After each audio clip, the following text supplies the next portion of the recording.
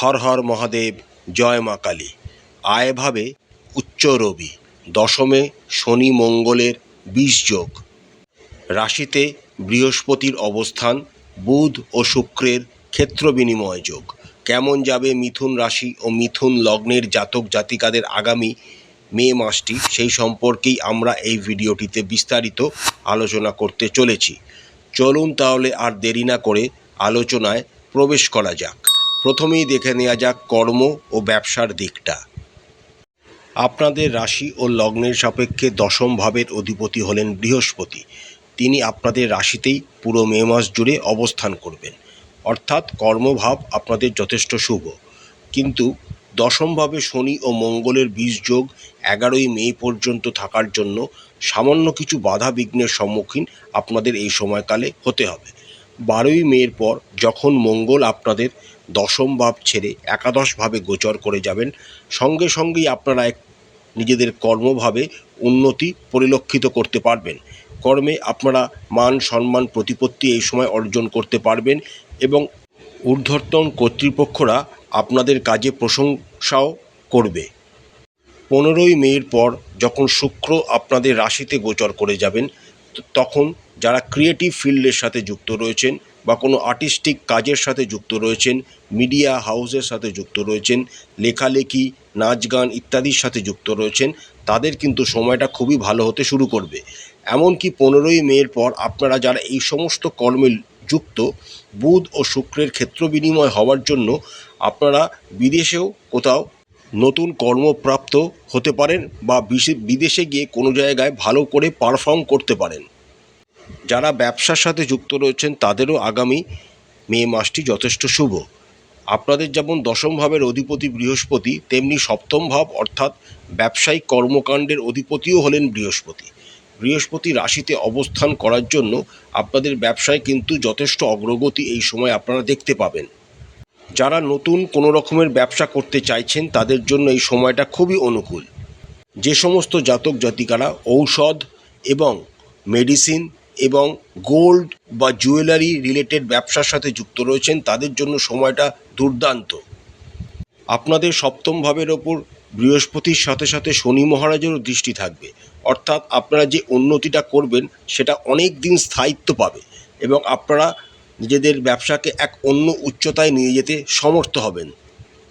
১৫ই মের পর বুধ ও শুক্রের ক্ষেত্র বিনিময় হওয়ার জন্য যারা ইম্পোর্ট এক্সপোর্ট ব্যবসা বা কোনো রকম বৈদেশিক মুদ্রা অর্জিত হয় এমন কোনো ব্যবসায় যারা যুক্ত থাকবেন তাদের জন্য সময়টা খুবই অনুকূল। আপনাদের রাশি ও লগ্নের সাপেক্ষে একাদশ ভাবের অধিপতি হলেন মঙ্গল। মে মাসের শুরুতে মঙ্গল আপনাদের দশম ভাবে অবস্থান করবেন এবং শনির সাথে যুক্ত থাকবেন।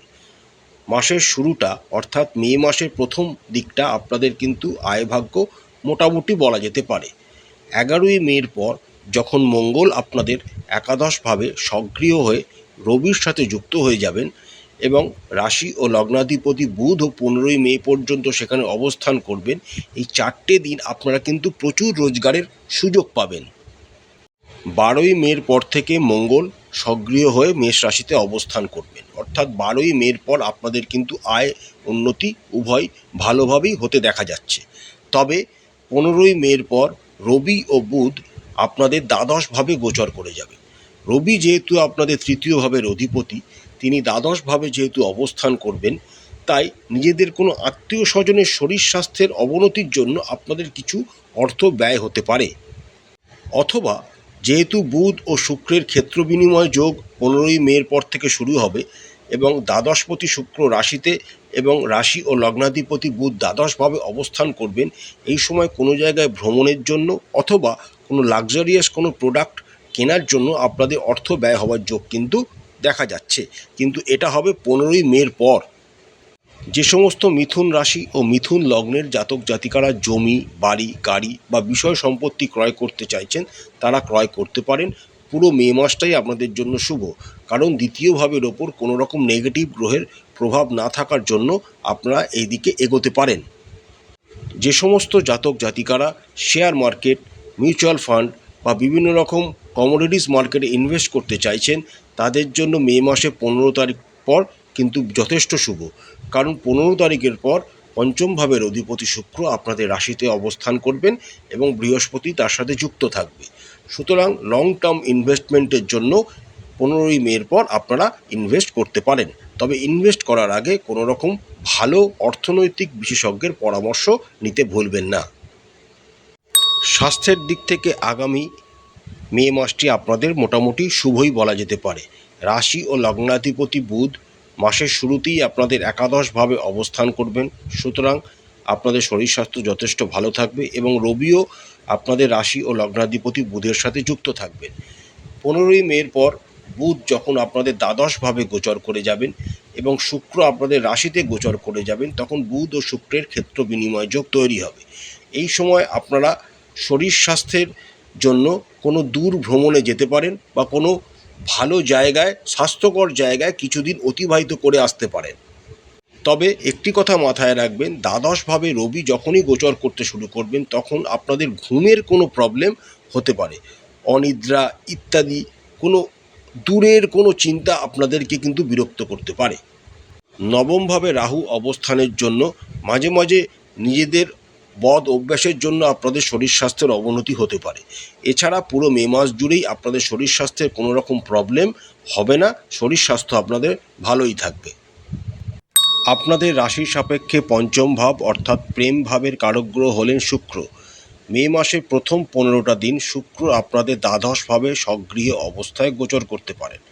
শুক্র যেহেতু সক্রিয় অবস্থায় থাকবেন এবং তার ওপর শনি মহারাজের তৃতীয় দৃষ্টি থাকবে, তাই আপনাদের মধ্যে দুজনকার সম্পর্ক যথেষ্ট ভালো চলতে থাকবে। তবে মাঝে মাঝে একটা ডিস্টেন্স কিন্তু তৈরি হতে পারে, সেই দিকটা আপনাদের খেয়াল রাখতে হবে।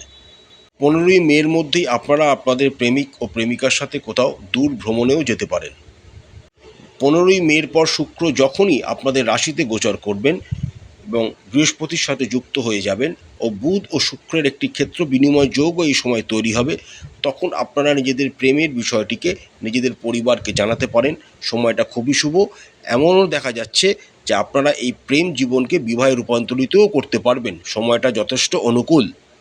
যে সমস্ত মিথুন রাশি ও মিথুন লগ্নের জাতক জাতিকারা এখনও অবিবাহিত রয়েছেন, তাদের জন্য বিবাহ যোগাযোগ আসতে পারে এবং বিবাহ সম্পন্ন হওয়ার যোগ দেখা যাচ্ছে। যে সমস্ত জাতক জাতিকারা বিবাহিত, তাদের দাম্পত্য জীবন যথেষ্ট শুভ। আপনাদের সপ্তম ভাবের অধিপতি বৃহস্পতি রাশিতেই অবস্থান করছেন এবং তার সপ্তম দৃষ্টি অর্থাৎ বৃহস্পতির সপ্তম দৃষ্টি আপনাদের সপ্তম ঘর, যা বৃহস্পতির নিজস্ব ঘর, তাকেই তিনি প্রভাবিতও করছেন।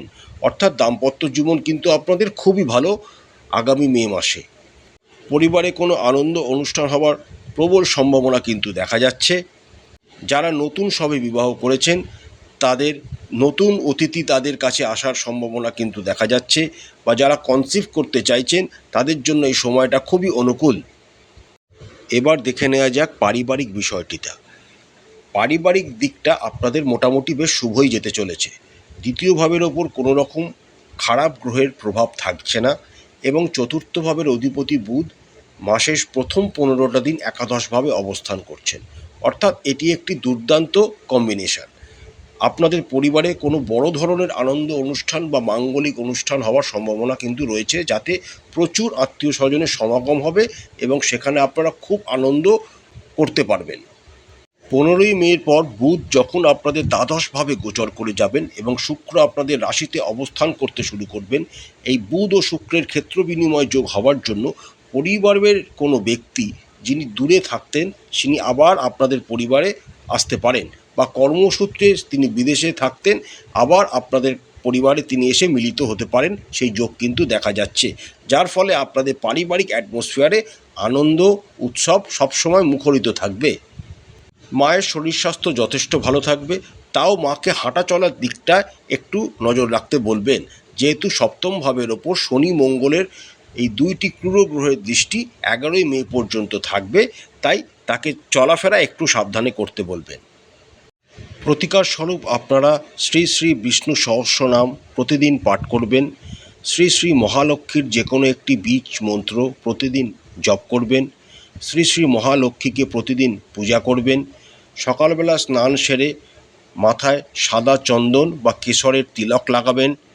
রাশি ও লগ্নাধিপতি বুধের বীজ মন্ত্র প্রতিদিন 108 বার করে জপ করবেন।